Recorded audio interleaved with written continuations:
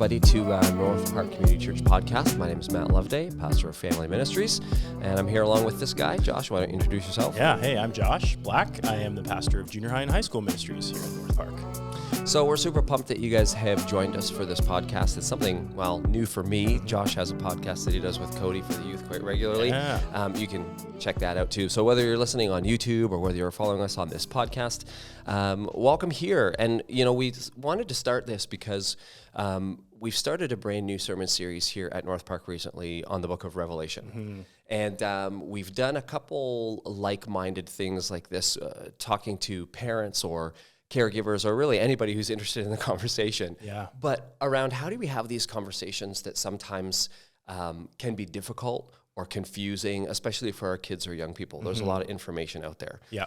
So the reason kind of behind this and for you joining and listening into this conversation with Josh today is just maybe so that we can glean some ideas about, as we're learning about Revelation, how we can have a better conversation with our kids about this, if they're asking questions or when they ask questions. Right.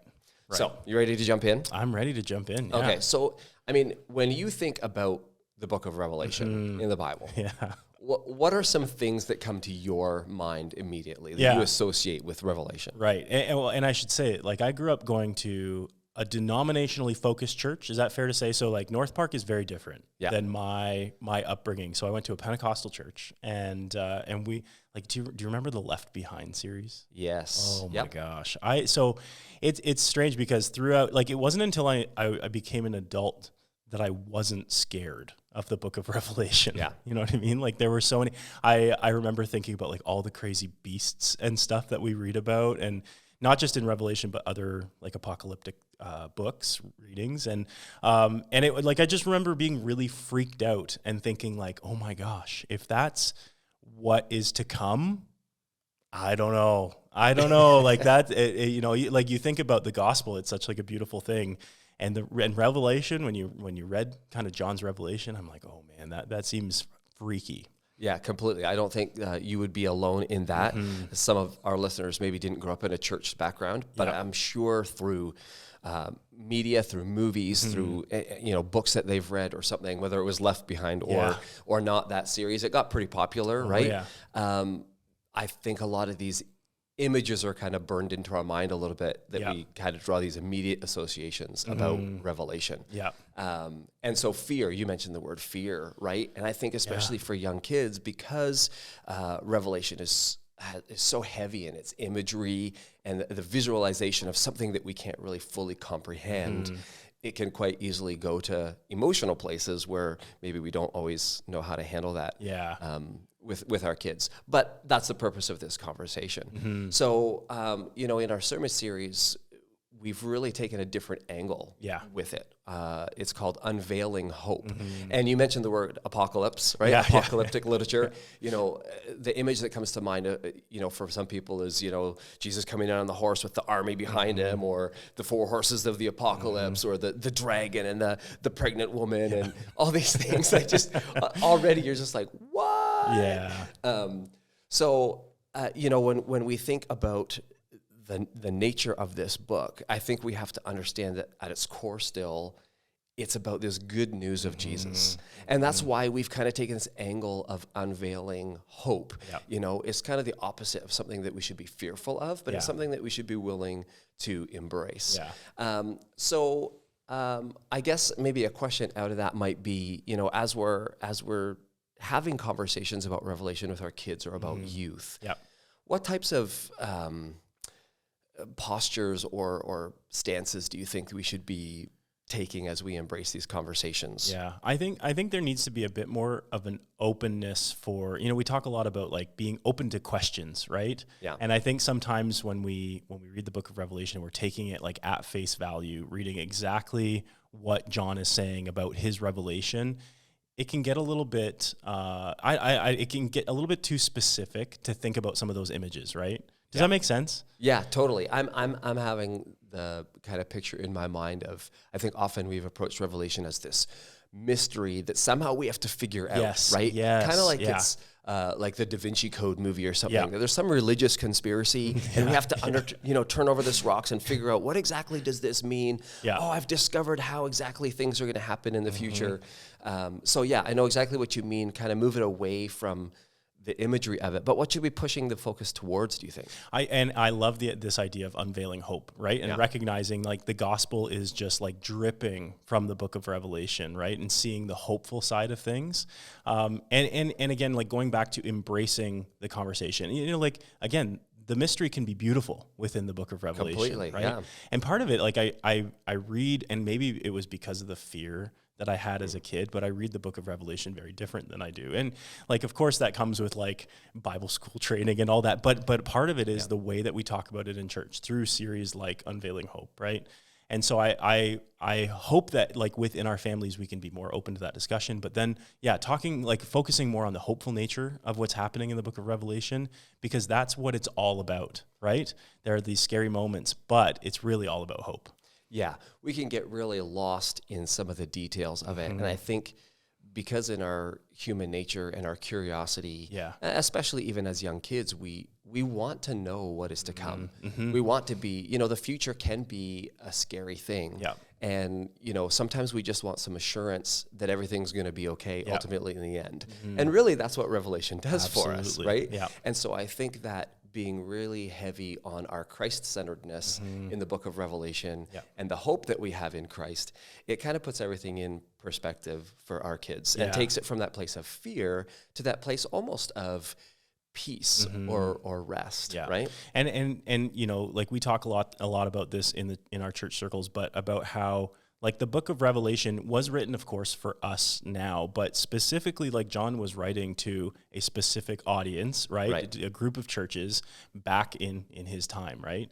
And so it's also recognizing that like the hope that we have for the future and we have for now was the same hope that the early church had then, right? When we read Paul's letters throughout the New Testament, there's like, it's again, the common theme is like a hope. And it's not all going to be great all the time, right? And I think there's like a level of honesty we need to give ourselves in that too, right? Like there are going to be tough times. And that's, again, what kind of John is talking through with the book of Revelation. But again, recognizing Christ is in control and we can rest in that. Yeah.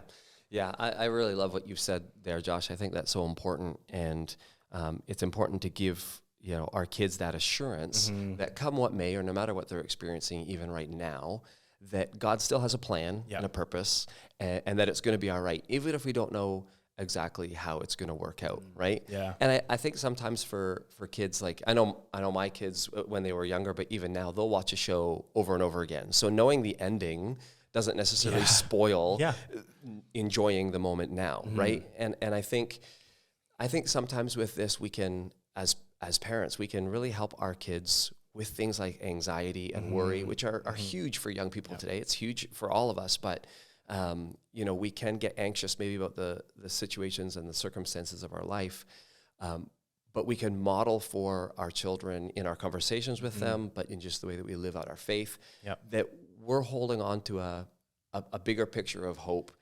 that comes, and that we can have a peace and assurance even in the midst of the difficulties of life, right? And I think that's what Revelation really is about, this word that's given to John for, yes, a people in a specific time, as you mentioned, but it is also for us because we can translate that into our lives and say, okay, no matter what we're experiencing right now, we can have this assurance that Christ is going to come and enter in and help us get to where we need to be, right? Yeah, we're building the same foundation that they were building then. We're building that, and our hope is that our kids continue to build that too, right? Yeah. I know we've talked a little bit about this Fuller Youth Institute, right? It's just these amazing thinkers on what our students are dealing with, and something we read earlier this year was about like disruption, right? And again, talking about those anxious times, those like tough moments that our students go through.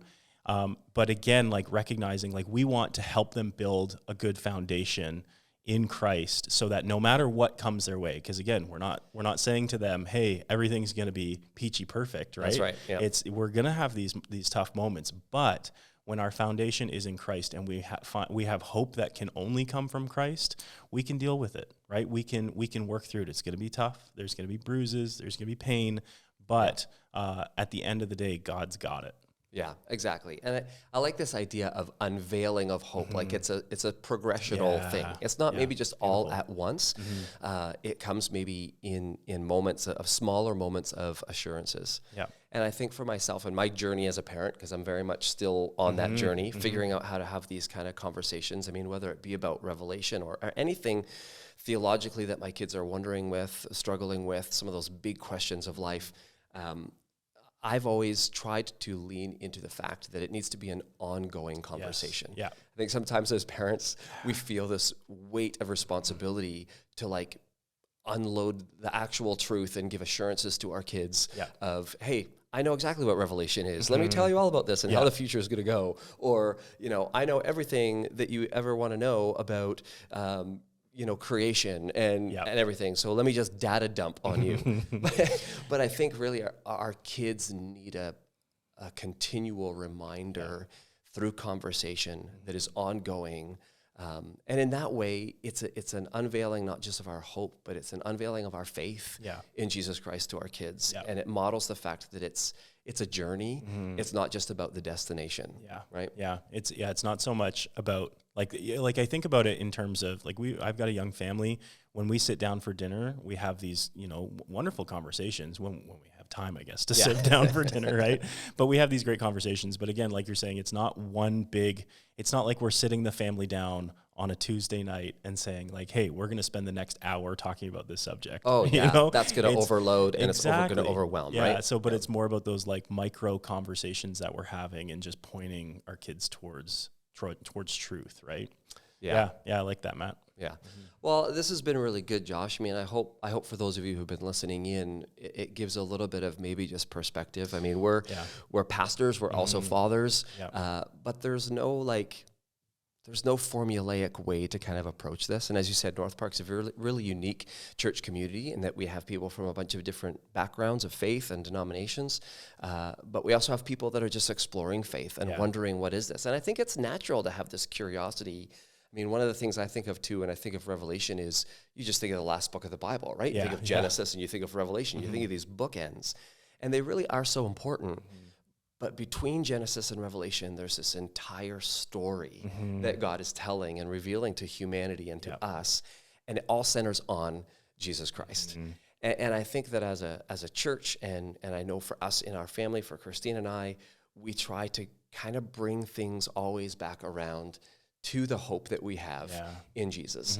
And as we said earlier, we might not have all the answers. We might not have everything figured out, but we've got Christ who is journeying with us and unveiling and revealing to us the hope that we can have regardless of life's situations or circumstances. Yeah. So that is hopeful indeed. So unveiling hope. Way to go, Love Paul it. And preaching team who came up with that title. It really is all about hope, right? For sure. All right. As we just wrap up, any kind of last words on either Revelation or parenting or coffee, because I know you're a coffee guru. Any parting words of advice you want to give to our listeners? I mean, I think talking through this conversation, embrace your kids' curiosity, right? Yeah. Like and again, I think it was just constantly talked about in these like fearful ways for me growing up, and not just in the book of Revelation, but all sorts of these kind of biblical conversations. And I remember being like, a 7-year-old being afraid at night, right? As I'm going to sleep. And that was just like, that's not what God intended. Right. No. And so I think as parents, like hopefully we can see those moments of curiosity in our kids and just have really good conversations. And again, like you're saying, not feeling like we have to get to the end of the conversation with an answer, right? Yeah. Like just being able to have those open and honest conversations with each other. Yeah. And I was going to say, just as you were saying, embracing your kids' curiosity, I would encourage us all to embrace our own curiosity. It's great. And I think when our kids see that we don't have all the answers, but we're actually leaning into discovery and learning more about who Jesus is and what that means, that speaks so much to our kids, probably even more so than, let me give you the things that you need to know and you can just regurgitate it or parrot it back to me, right? this is about something that we're living out together as a family. Yeah. And so questions are always good, right? I think that's one thing that we can instill in all of our lives a little bit more, is this nature of curiosity. Because once we stop being curious, we really kind of stop growing in our faith. There's so much that's unknown out there. Yeah. But as you say, it's not something we need to be fearful of. It's something that we can walk into with the assurance that God is going to continue to reveal himself to us as we journey together in faith. Absolutely. So I think that's a great great, spot to end it and to put it. But absolutely. we hope this has been a helpful conversation to just eavesdrop into. I hope maybe it spurs on some own conversations around your table or in your living room or in the car as you're driving places. Those are often great times to have conversations. And when your kids ask you questions about something that you're not sure the answer of, that's all right. That's parenting, right? But don't feel like you've got to give all the answers. Just start a conversation. And the next one you have might be on the book of Revelation. Hey, you never know. There you go. All right. Awesome. Thanks for joining us. Bye, everybody.